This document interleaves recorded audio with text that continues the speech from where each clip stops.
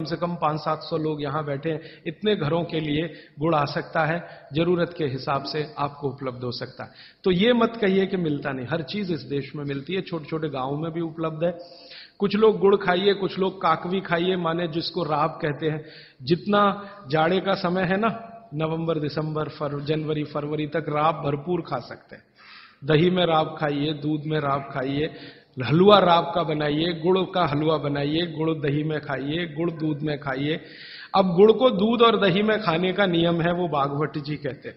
वो कहते हैं जी दही में मिला के गुड़ खाया जाए, दही में मिला के गुड़ खाइए, दूध में गुड़ कभी मत मिलाइए, दूध में गुड़ कभी मत मिलाइए, दही में मिला के खाइए। तो दूध में कैसे खाएंगे जी? दूध में ऐसे खाएंगे कि पहले गुड़ खा लीजिए, पीछे से दूध पी लीजिए, या दूध पी लिया पीछे से थोड़ा गुड़ खा लीजिए। दूध में गुड़ मिला नहीं सकते, और दही में कभी भी बिना मिलाए मत खाइए। आप में से कोई बिहार वाले हैं ना, तो वहां पर एक बहुत बढ़िया व्यंजन मिलता है, उसका नाम है दही चूड़ा। दही चूड़ा ही कहते हैं, चूड़ा। ये मिथिला में मैंने खाया, और ऐसा अद्भुत है जो दुनिया में शायद कहीं ना हो। मिथिला में, मिथिला माने एक एरिया है बिहार का, करीब 8-10 जिले उसमें आते हैं। उन जिलों में जब भी आप जाएं तो मेहमान को वही परोस के लाते हैं। तो मैं भी मेहमान जैसा ही रहता हूं, तो मुझे हर घर में दही चूड़ा मिलता है। तो वो दही डाल के लाते हैं, ऊपर से गुड़ डाल के लाते हैं, दही के ऊपर गुड़ रहेगा। तो मैंने कई बार कहा कि अलग प्लेट में गुड़ ले आओ, तो वो कहते नहीं नहीं, आपको फिर खाना नहीं आता दही चूड़ा।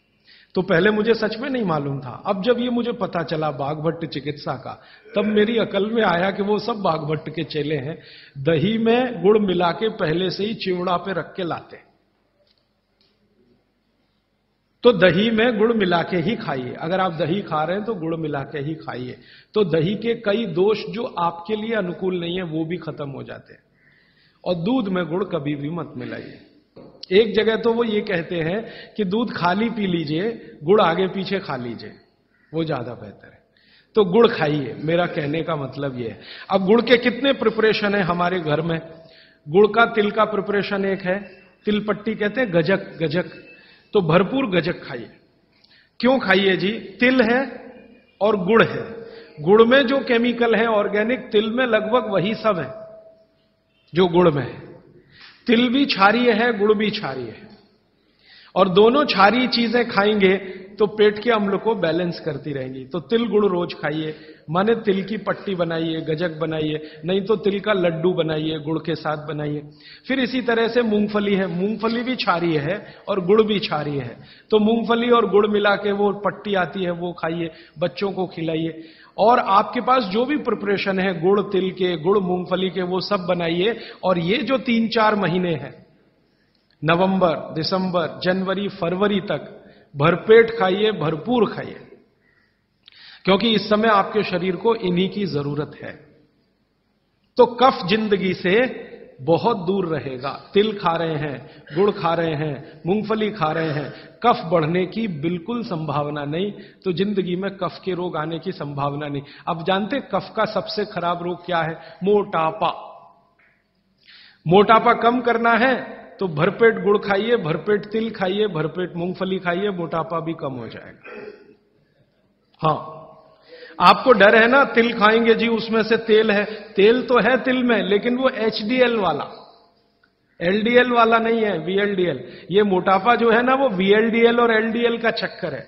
HDL जैसे ही बढ़ेगा, मोटापा अपने आप कम होगा, पेट अंदर ही जाएगा। आप में से कोई भी मेरे कहने पर 3 महीने एक एक्सपेरिमेंट कर लीजिए। तिल चबा चबा के खाइए, खाने के बाद 3 महीने के बाद वजन नापेंगे, 8-10 किलो कम मिलेगा, कम से कम इतना कम मिलेगा।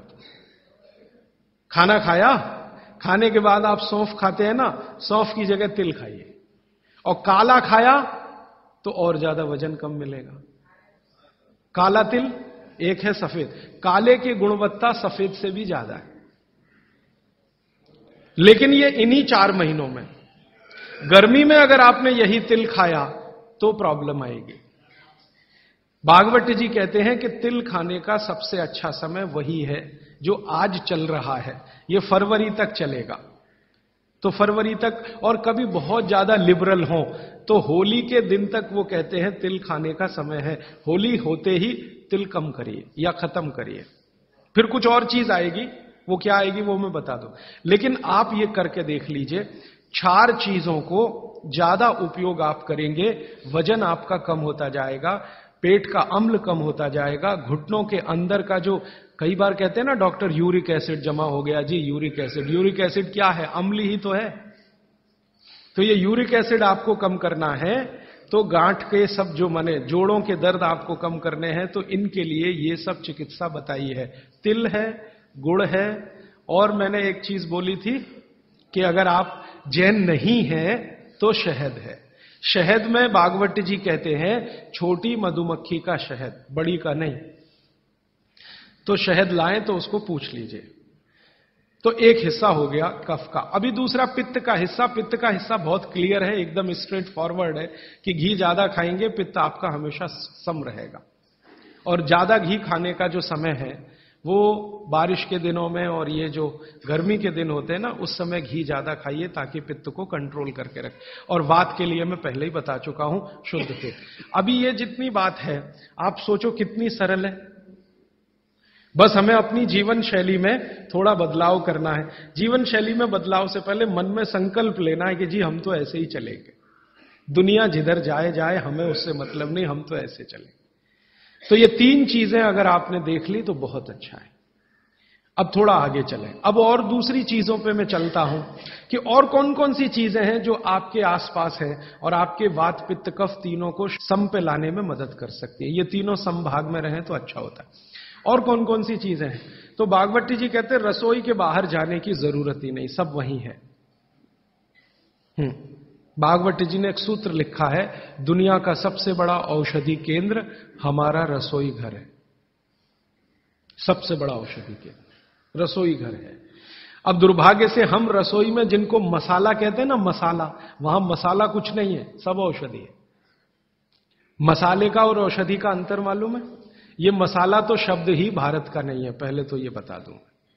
ये अरबिक शब्द है, फारसी से अरबी में आया, अरबी से हमारे घुस गया, हिंदी में और जगह जगह घुस गया।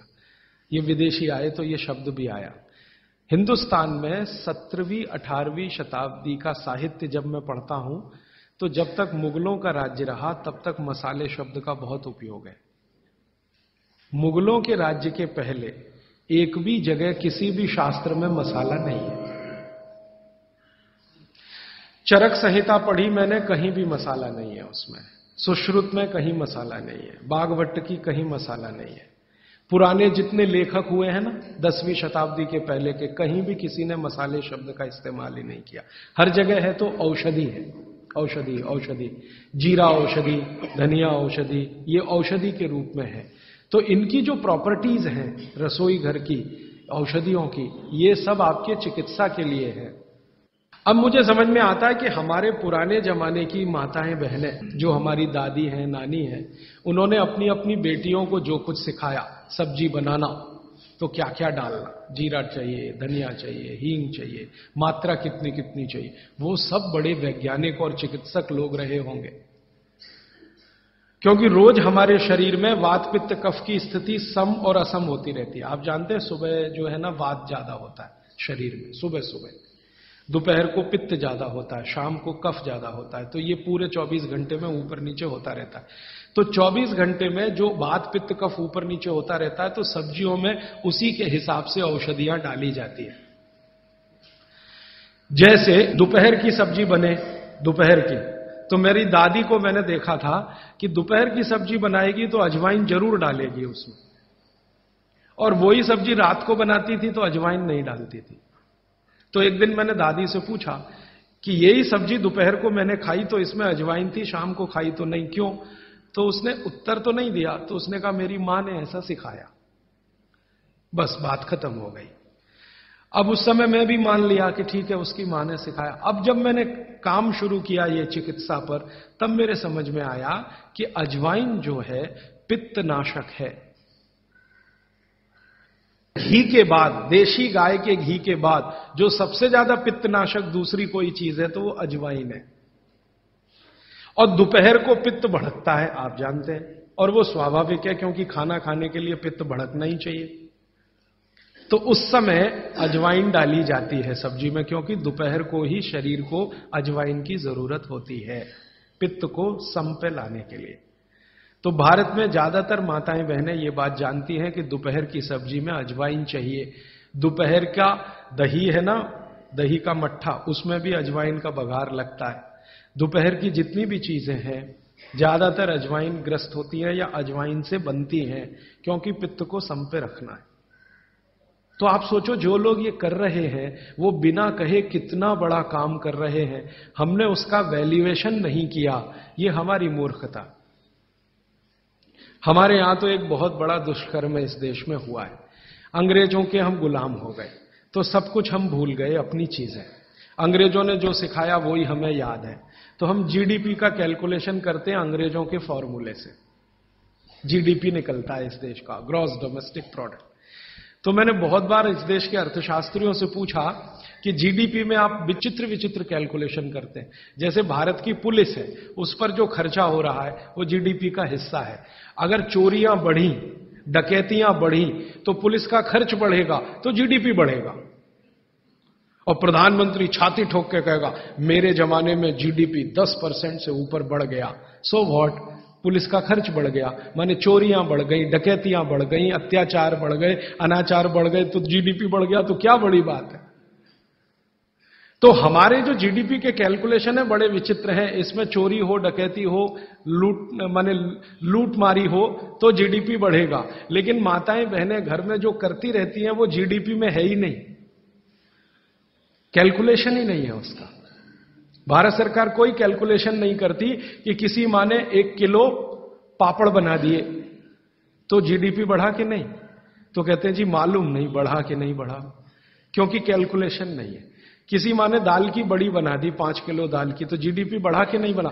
आपका मन क्या कहता है, बुद्धि क्या कहती है, बढ़ा कि नहीं बढ़ा। किसी ने बड़ी बना दी, किसी ने पापड़ बना दिए, किसी ने कुछ बना दिया, किसी ने गोंद के लड्डू बना दिए, किसी ने मावे का कुछ बना दिया, तो जीडीपी तो बढ़ ही रहा है, लेकिन हम कैलकुलेट नहीं कर रहे हैं उसको, क्योंकि अंग्रेजों के यहां महिलाओं का किया हुआ काम महत्व का नहीं माना जाता। अंग्रेजों के यहां ये जो अंग्रेज जात है ना दुनिया में, ये महिलाओं के किए हुए काम को काम ही नहीं मानती। आपको मालूम है 2000 साल यूरोप में महिलाओं को पुरुषों से हमेशा कम वेतन मिलता रहा, और आज भी है ये कई देशों में। वो मानते ही नहीं कि इनका कोई काम है। क्यों? वो महिलाओं में आत्मा नहीं मानते। हां, यूरोप का सबसे बड़ा दार्शनिक है प्लेटो, वो कहता है कि स्त्रियों में आत्मा ही नहीं होती, आत्मा सिर्फ पुरुषों में होती है। तो स्त्री जो करे वो बेकार है, पुरुष जो करे वो ही अच्छा है। तो उनके यहां से ये कैलकुलेशन हमारे यहां आ गया कि स्त्री कुछ भी करे तो काम ही का नहीं। तो अंग्रेजों का 200-250 साल जो राज चल गया उसमें हम सब के दिमाग खत्म हो गए, सोचना विचारना बंद हो गया, तो हमने भी वही मान लिया। मैं अब इसको बदलना चाहता हूं और मैं ये समझना चाहता हूं और समझाना चाहता हूं कि स्त्रियां जो कर रही हैं वो किसी डॉक्टर से कम नहीं है। बस अंतर इतना है कि डॉक्टर को आप फीस देकर उससे एडवाइस ले रहे हैं, हमारी दादी नानी फोकट में वही एडवाइस दे रही है, धनिया खाओ, जीरा खाओ, जीरा खाओ,